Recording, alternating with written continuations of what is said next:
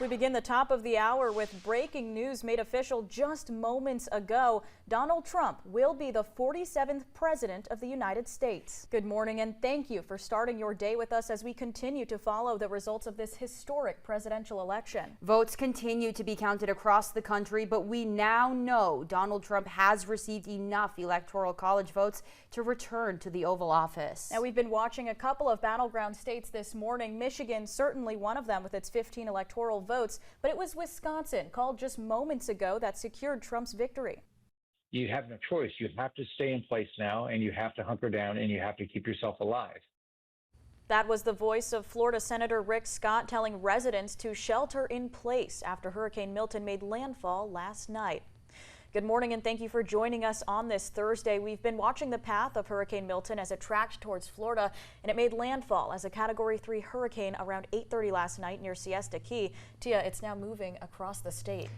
Good Tuesday morning to you. Thanks for waking up with us and starting off your day. Tia, it's like we're waking up this morning and finally there's nothing really going on with the weather right now. No, Mandy, it's pretty quiet right now in most parts of the UP, though some places might be experiencing some gusty conditions. Keep in mind the risks and dangers of hypothermia. Marquette Medical Urgent Care Dr. Sean Brown says if you get hypothermia, you might feel cold or inactive. In more serious cases, you could start to feel hot, even though the weather outside is cold.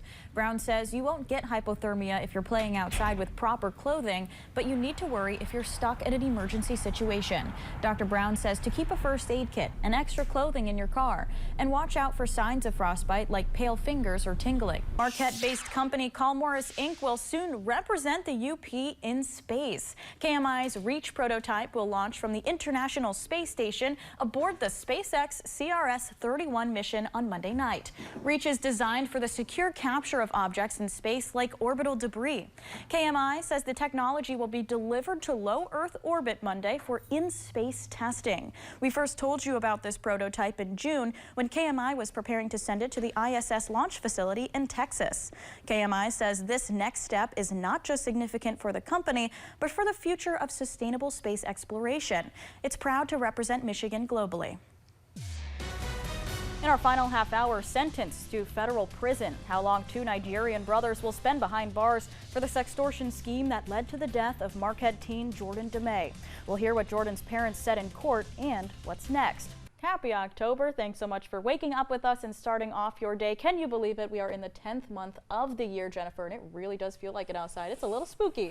Finally, right? But it's that wind. That wind is what's making it maybe a little spooky out there. The investigation into the sextortion scheme that led to the death of Jordan DeMay isn't over. A third defendant in Nigeria, Ezekiel Robert, has appealed his extradition to the United States, and that process is still unfolding. 5 U.S. citizens have been charged with money laundering in this scheme. One has been arraigned. The 4 others await their arraignments. We'll continue to cover this case and others like it. Happening now, the U.S. is once again facing a potential government shutdown. House members are scheduled to return today to work out a plan, but time is running out. Tomorrow is the deadline for the Congress to keep the government funded, and the bipartisan bill House Speaker Mike Johnson negotiated this week is now being scrapped. The decision to start over came after President-elect Donald Trump and Vice President-elect J.D. Vance issued a joint statement blasting the bill, saying, quote, Republicans must get smart and tough. Meanwhile, the White House said in a statement Republicans were playing politics over the funding issue.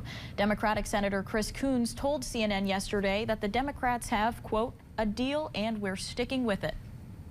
To a consumer alert, listen to this. Google reportedly owes Russia more than $20 trillion, and no, that is not a typo. To clarify, that number is 20 decillion, or 20 followed by 33 zeros. The Kremlin says Google refused to pay fines for blocking pro-Russian channels on YouTube. This week, Russian state media reported that Google has to restore those channels or face mounting charges. And if that ridiculously high fine isn't paid within 9 months, it starts to double every day. Good news, too, because Starbucks has announced you will no longer have to pay extra for adding non-dairy milk to your orders. This change takes effect next week. Starbucks says customers who order non-dairy milk will now pay 10% less for their drink. Non-dairy milk has become the second most common order modification at Starbucks, and it's right behind adding a shot of espresso. This day marks 107 years of Finland's independence from Russia. Those who attended yesterday's celebration enjoyed traditional music, danced, and listened to the experiences of guest speaker Fern Malila. One musician and volunteer was impressed with how well the Heritage Center has passed the Finnish culture down through the generations. One of the things about the Finnish American Heritage Center that has always impressed me is the multi-generational aspect of it. It's a beautiful thing to see. Tikkanen wasn't alone in that feeling. Another active resident of the Finnish community in Hancock remembers growing up in the Upper Peninsula and learning the culture and the language through others. At the local co-op store, Boston store, you know, the old farmers would be sitting around by the doorway speaking in Finnish, and you know, they would come up to a little kid going by, they say, oh, pumpalipa, which means like a blonde-headed kid, you know. And so you'd hear these words, you know, and so these words were always, for me, probably the most important part of it, hearing the language. And speaking of the Finnish language, the event served as a gathering for those who love, appreciate, or even speak it. A few even shared with us their favorite phrases in Finnish. Minulla on sydännälkä. I am as hungry as a wolf. I got many, but the one I'll share with you is kaikki on hyvin, which means everything is okay.